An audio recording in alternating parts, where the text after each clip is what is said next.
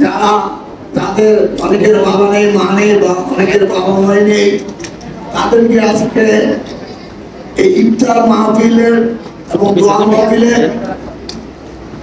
আর যদি তাকে বলার কিছু নেই। বলতো আপনারা জানেন সাবেক প্রধানমন্ত্রী বেগম খালেদা জিয়া অসুস্থ হয়ে লন্ডনে চিকিৎসাধীন আছেন। রাব্বুল আলামিন যেন তাকে সুস্থ করে না খায় প্রতিভা দান করে বাংলাদেশের 20 কোটি মানুষের মাঝে ফিরে দেয়।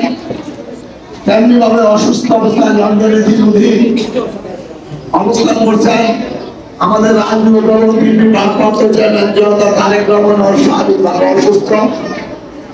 তার জন্য যখনই তিনি যেন সুস্থ হয় সকল ষড়যন্ত্রকে মোকাবেলা করে বাংলাদেশের 20 কোটি মানুষের যে 20 কোটি মানুষের মুখে হাসি ফোটাতে পারেন এবং বাংলাদেশের 55,558 বর্গমাইলের মধ্যে যে 20 কোটি মানুষ আছে তাদের মধ্যে যারা পৃথিবী থেকে চলে গিয়েছেন বা যারা অসুস্থ অবস্থায় বাড়ি ঘরে আছেন বা দুর্দশা জীবন যাপন করতেছেন, আপনারা সবাই বাংলাদেশের প্রতিটি নাগরিকের জন্য দোয়া করবেন।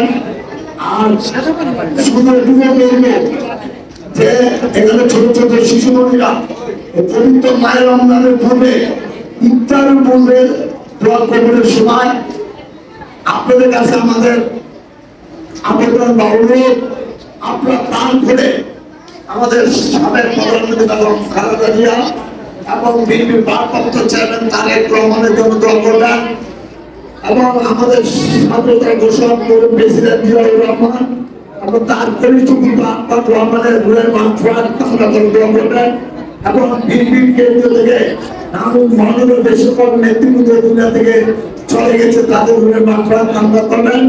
আপনার এই ইফতার পূর্ণের মধ্যে দোয়া করলেন রাব্বুল আলামিন আপনাদের দোয়া কবুল করবেন এবং আমাদের নেত্রী বেগম খালেদা জিয়া এবং তারেক রহমান অবশ্যই সুস্থ হয়ে আপনাদের দোয়ার বিনিময়ে বাংলাদেশে ফিরে আসবেন।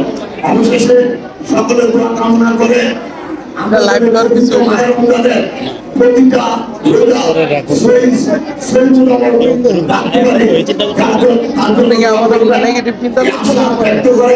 আমি আমার এই সংক্ষিপ্ত বক্তব্য শেষ করছি।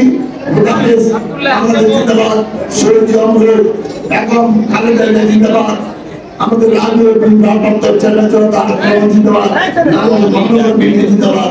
আসসালামু আলাইকুম।